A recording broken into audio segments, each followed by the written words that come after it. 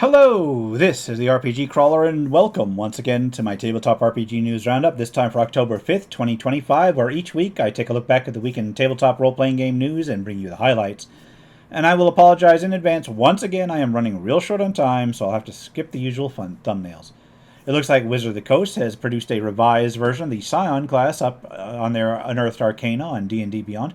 This one incorporates a feedback from the prior playtest and also looks to accompany updates from a number of other Scion-based classes. Combining tabletop and computer RPG news, Hasbro has opened up a new game studio for Wizards of the Coast in Montreal to focus on the D&D franchise. This is interesting because it wasn't that long ago they were focusing on basically dishing it out to other developers, and indeed this coincides with the cancellation of a planned cooperative D&D video game under Starbreeze that was initially slated for 2026. It looks like this indicates a basic shift in how they're going to be addressing this stuff in the future. Onwards towards minor and PDF releases, we'll start with Becoming Bloodsworth. It's an adventure, Becoming Bloodswarm, a adventure for Pathfinder 2nd Edition. A one-shot, it takes a group into a district of a city used to test new recruits of a monster hunting organization. Then Hybrid Blood is available for Ponyfinder using the Starfinder and Pathfinder compatible rule sets. It includes a number of new racial combinations, feats, magic, and so on. A Heist of Dimensions is a Starfinder adventure used for multi-sessions suited for 3rd level, and deals with sneaking into an asteroid to steal something from a guarded mansion upon it. Eric Blaney has a number of adventures out for 5th edition. I'm just going to go over them real quick. The levels they're suited for are in the titles of them on the links. There is Planewalker, Maw of the Cube, Eyes of Basira, The Fallen Cleric, The Plague of the Queen, The Missing Grain Shipment, and The Lighthouse Shadows. Then Kelfasil's Tales has a couple of offerings for 5th edition. There is the adventure Sinister Secrets, and then the Monster Codex Yokai of Midori. Dice and Dungeon Quest has a few adventures for 5th edition. There's The Raven's Riddle is a Halloween adventure, and then the Emperor Protocol is just a separate adventure in and of itself. Adventure Archive is the Ancient Library, a one-shot adventure for level 3 characters for 5th edition. Legacy of the Blade Breaker is another 5th edition adventure. This one deals with pieces of a shattered weapon. First Watch is a 5th edition adventure for the North Realm setting, a survival horror adventure for use with the it'll start off the Blood in the North campaign for that setting. Horror in the Cornfield is has a 5th edition version out, is a horror-based adventure featuring a annual dungeon in a cornfield. Then there's Night of the Knife, a 5th edition adventure where you must discover the identity of a killer in a small village. Frozen Tundra Bestiary is another expansion on the Woodland Harvest Bestiary, which offers rules on integrating hunting into your campaign. This one focuses on, of course, creatures native to ice packs, tundra, and other polar wilderness.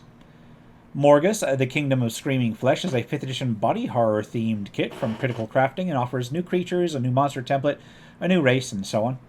Then Kobold Press has Dungeons Deep, a collection of 16 prepared dungeons for Tales of the Valiant and other 5th edition derived systems. They also have a number of entries into their Warlock zine out, which I have not listed and I have not linked, but if you're curious, you can go check them out.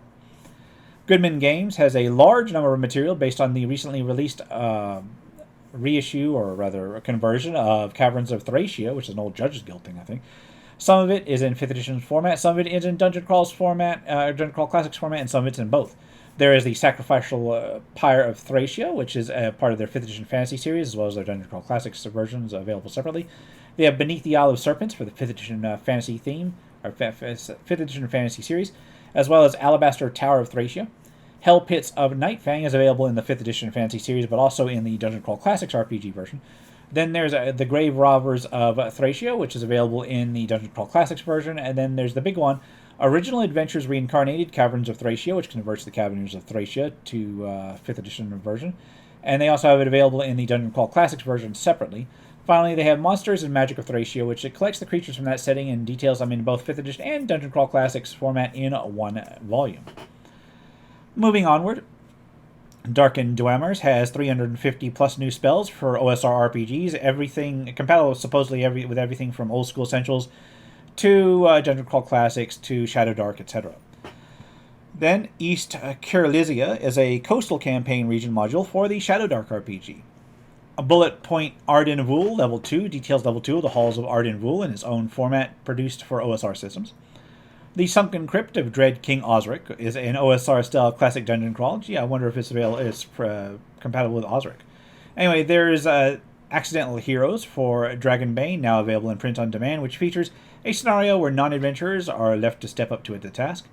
Gates of Crystalia, a tabletop JRPG, as a new beginning adventure designed to give players has a new beginning, which is an adventure, and is for new players. Basically, gives players an overall view of the setting as well as the system. Modifius has Cohorts Cthulhu, which is available as a player's guide as well as a GM's guide, which is an RPG that details Cthulhu-style gameplay in the Roman period. Red Moon Rising is a fantasy steampunk RPG using a new percentile dice system with streamlined magical rules that blend into the combat system. Renegade Game Studios has a couple of offerings for Vampire the Masquerade 5th Edition. There is Under the Skin, which is a standalone story for a single session, and then there's The Book of Nod, which is classic Vampire the Masquerade stuff. Catalyst Game Labs has a couple of offerings for Shadowrun. There's Risks and Rewards, a campaign book set around Cairo, and then Eviction Notice, which has the group dealing with squatters in a mission. Phantasy Star Tabletop RPG is now available and is officially licensed from Sega, RPG based on the cosmic fantasy setting of the old classic Phantasy Star video games. Star Trek Adventures 2nd Edition Explorer's Guide is available from Modifius and has a mix of supplemental game mechanics, sector generation systems, and so forth. Finally, there is a Battletech Technical Readout 3025 Centennial Edition, which lists the various capabilities and history of the military hardware used in that year for Battletech. And with that, we'll take a look at crowdfunding campaigns. Remember that contributing to a crowdfunding campaign should be done only at your own risk. Doing so is no guarantee of even receiving the product. Mentioned here is not an endorsement, but is for informational purposes only, and we'll start with A Song of the Dead, which will be a 5th edition zine version of the Monsters of Rock series from Greedy Gorgon Press. Empire of the Undying Sun will be available in 5th edition, and 1st edition versions will be a horror fantasy campaign. Void Sea looks to produce a 5th edition pirate-themed grimdark setting with a certain eldritch horror feel. Then there's The City of Pockets, an adventurer's guide to Tarragondra, which will be a 5th edition compatible setting, as well as a short story anthology. Braxia will be a setting guide for an epic adventure high fantasy world suited for 5th edition, but other tabletop RPGs as well, since it's going to be a lot of setting material. A Very British D&D looks to be a campaign setting for 5th edition, inspired heavily by British culture, all the way from Arthurian myth to the modern era. Goblins Anarchy in the RPG is going to be a zine for 5th edition that deals with lots of goblin-based options. Talons and Song is looking to be a Harpy-based source book and adventure with lore, monsters, treasure, and so forth for 5th edition. Elemental Dragons will be a bestiary and crafting guide for 5th edition, detailing various new dragons as well as the secrets that they may guard. Epic Heroes Encyclopedia is getting another entry into that series of 5th edition material, this time for the Warlock class, covering playing a Warlock from levels 20 to 30.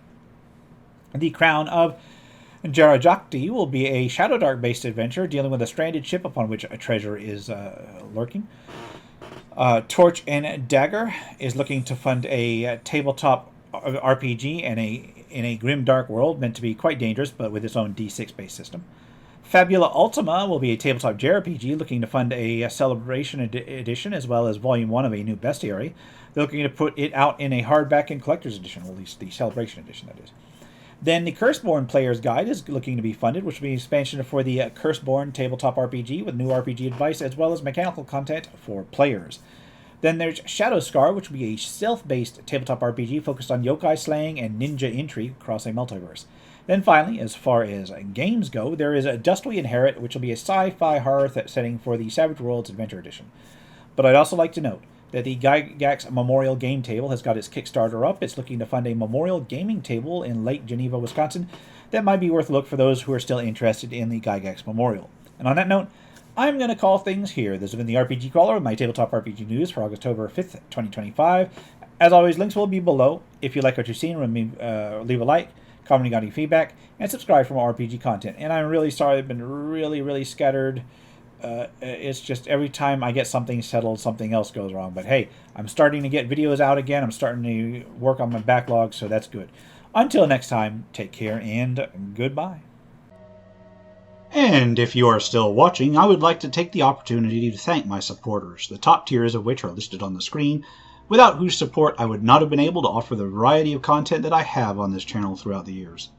If you're feeling particularly generous and would like to join them, you can support the channel. There are a variety of options to do so. I have a Patreon, a Subscribe Star, as well as channel memberships enabled. If you are not in a position to contribute, simply leaving a like, a comment, or sharing my videos are all wonderful ways to help the channel grow without spending a dime, and are all greatly appreciated.